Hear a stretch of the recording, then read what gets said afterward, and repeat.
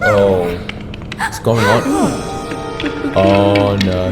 Ooh, what's he doing? It's Professor Quirrell. Carrots and skeletons. On closer inspection, they looked more like wrenches. I kind of made the mistake of thinking that they were skeleton hands, because they do kind of look like the Lego skeleton hand pieces. Back to the video.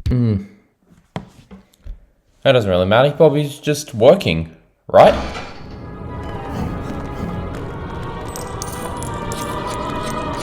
Well, he's a professor. We still should check up on him, shouldn't we?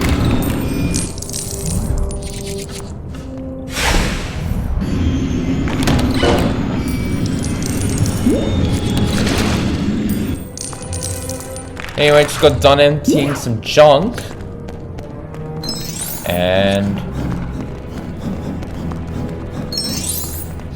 hello. I need you to activate the staircase for me. Which... I asked and you listened for some reason. Ooh. Hello, Professor Quirrell. You need help with something?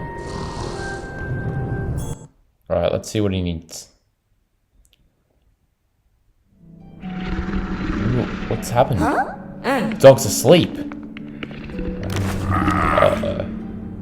Oh, what are you doing?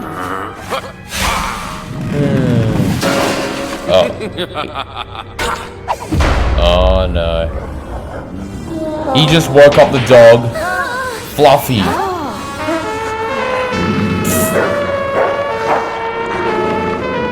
Okay, Ron, you can stop now. When entering the trapdoor in the books and the films, they never saw Professor Quirrell. He had already long entered by the time they did. At this point, they had no idea who was trying to steal the stone. At this point, they actually thought it was Snape trying to steal it. It wasn't revealed to be Quirrell till the very end. I guess probably the reason they, with the early reveal, was probably due to the fact that they wanted to reveal to you a proper villain. Like, to give the game to give this part of the chapter at least a proper villain. In addition to, also, they probably just assumed that you've probably already read the books and the films, so they figured, why build up the suspense? Anyway, Professor Quirrell has destroyed the harp, which in the films, it turned off by itself. Anyway, back to the video. Oh, great. Do not go anywhere near that thing. What are you doing? I guess wizards don't like being attacked while in the shower. Ooh. Alright, Fluffy. Here, take this. Good boy. Good boy. Good boy. Oh. Hey. I know what we can do. Let's fix the harp.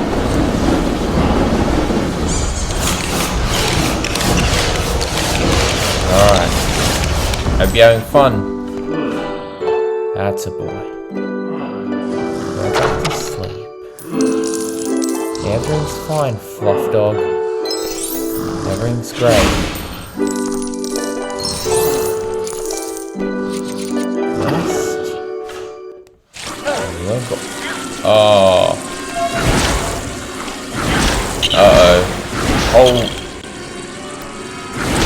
Full of Devil's Snare. Look at all this. This is where we found Devil's Snare in both the books and the films. However, the Devil's Snare there was actually black. And they had to actually, in the films, drop down into the, well, below the Devil's Snare and continue below it. Continue the pathway below it. In the books, however, they just destroyed it and they walked across it.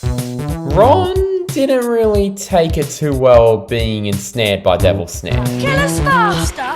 Oh, now I can relax! Hurry! Meanwhile, Harry and Hermione were able to help him out.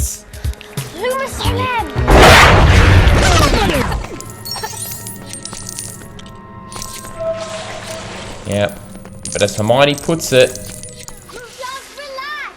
Do what I say! Trust me!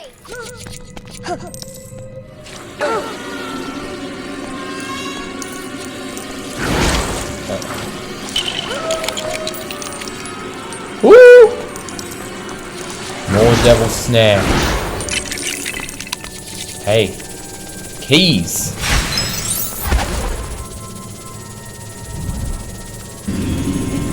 What do we do? Ha! I think this is Harry's turn.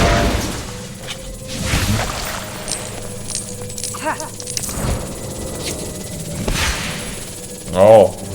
It's a giant key. Some of these keys look metallic. We could destroy these.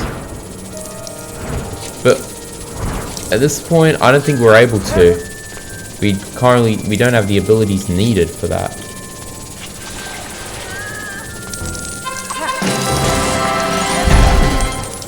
Hey, we saved that kid. What the heck would a kid... What the student be doing down here? This area is actually supposed to be off limits. I don't even know how a student got down here. Anyway. Professor Quirrell. He seems like he's up to no good.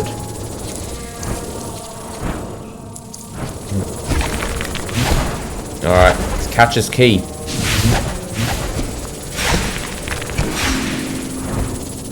Get back here. Hey, we got the key! In both the books and the films, rather than every single key running away from Harry, only the key with the broken wing was. The other keys were actually trying to attack Harry to prevent him from getting that very key. Also, in the game, the key that they need to get is a big key rather than a key with a broken wing. Oh, sorry, Hermione. Alright. Ooh, what's this? Chess! This is something Ron excels in.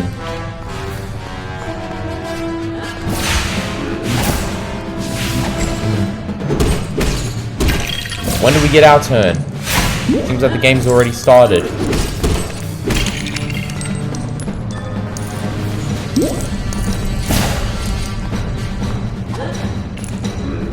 Alright.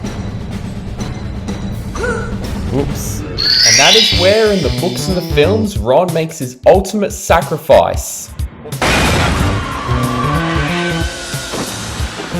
Although he ends up surviving, which is something that doesn't happen in the games, thankfully. Although he survives in the books and films.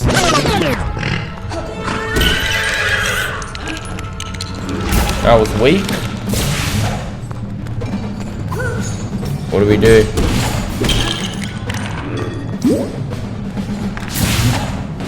Move the pawn there. Oh boy.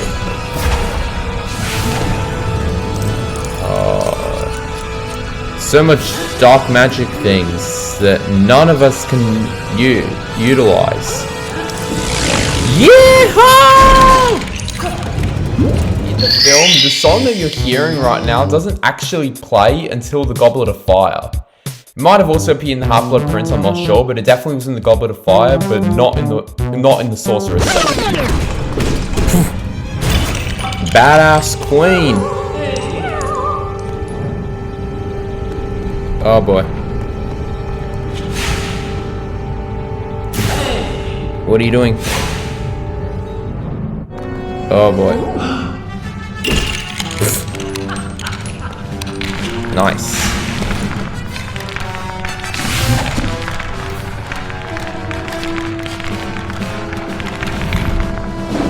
Alright. That's one of our pawns made it to the end of the board, unhindered.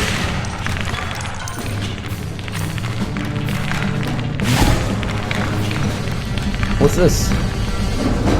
Are we getting a queen of our own? Oh boy. Lucky. Take that. Was that the queen? Or that one just there? Was that the bishop?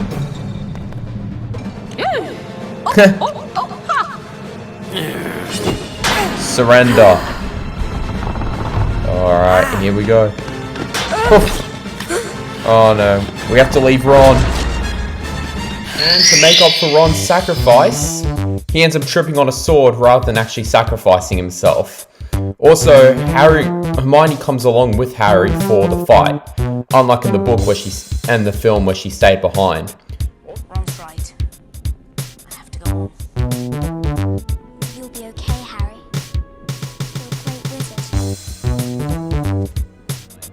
Also in the book, there were actually 2 more challenges after this involving a troll and some potions, which were cut from the film due to time constraints. The game also cut them as well.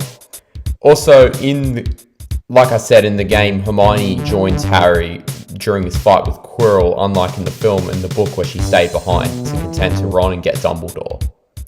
Anyway, let's go. Stop Quirrell. The mirror. Ooh. He's got the stone. Voldemort. In the books, Voldemort had Quirrell turn around so the Voldemort side could face Harry. Meanwhile, in the films, he just stayed where he was and Voldemort talked to Harry through the mirror. And as he saw in the game, he turned his head about 360 degrees so the Voldemort side could face Harry and Hermione. Alright, let's go take this two-faced man down. Uh-oh. Professor Quirrell was really Voldemort all along? Or actually, wait, no, he had Voldemort at the back of his head, what am I saying? Yeah. He's enchanted the whole room.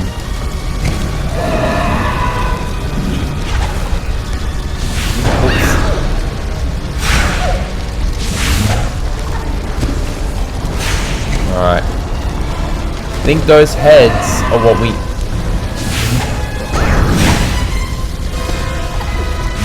need to use to... We need to knock those back at him. Somehow. Whoa! Take that! I think Harry's turn. Oh, take that! Now remember, Harry's the only one that can harm Voldemort due to the fact that his mother gave him sacrificial protection upon her being killed by Voldemort. Last time I checked, Hermione did not get that same protection, so as a result, if she were to touch Quirrell/Voldemort, well, nothing would really happen. So this is Harry's job to do. And that would have hurt. Ooh, he's destroying more ground. Lava.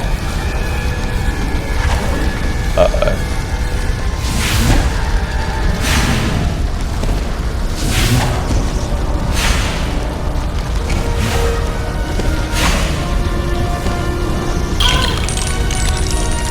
No!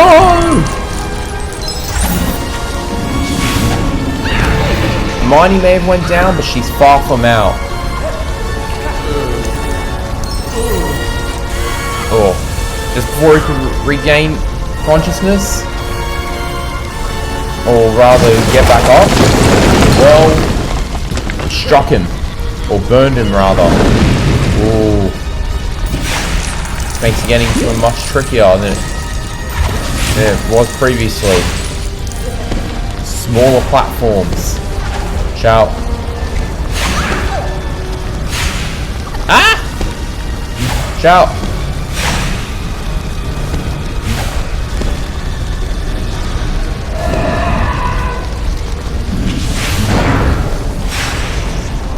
Something did seem off with Professor Quirrell, especially at the Quidditch match where he was trying to kill Harry. Plot twist! As it turns out, the way we saw Snape muttering during the Quidditch match, he was actually trying to save Harry. He was muttering a counter curse, which was meant to counter Quirrell's curse, counter his jinx, which was jinxing Harry's broom, and thus preventing it from having full effect. Had Snape not been using that counter curse, Quirrell might have succeeded. I tried to kill you. And trust me, if Snape's muttering his little counter curse, I would have succeeded.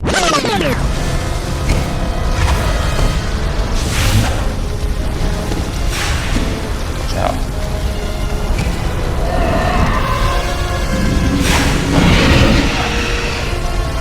Run. Final hit. Take that. Ha. Ooh. You're not getting that stone, Voldemort. Look what you've done. Take that. Huh? Oh no. Wait. Oh. Oh, alright, Voldemort. Yeah. Did you ever think maybe because you're a spirit you can't grab things? No, you want to be immortal, but is it really that worth it? Worth not being able to grab anything? Yeah, I didn't think so. When it comes to the books and the films, the events kind of differ here, because in the films, Harry managed to crumble Quirrell to tiny stone pieces, where he crumbled to pieces, and Voldemort was therefore ejected from his body, passed through Harry, which knocked him out. Unlike as you saw in the game where he freaked out, Harry's parents witnessed the whole thing, just like in the film, in spirit. But unlike in the game, in the film they didn't really react to anything. They didn't clap and they didn't laugh at Voldemort at his failure. Voldemort didn't try to make one last attempt to gain the stone in the film. Also, in the book, Harry actually passed out before Voldemort left Quirrell's body, because from the pressure of the burns. So yeah, and Quirrell died right after Voldemort left his body, and yeah, as a result, Harry did not see him die. Anyway, it's not over yet. There's still more.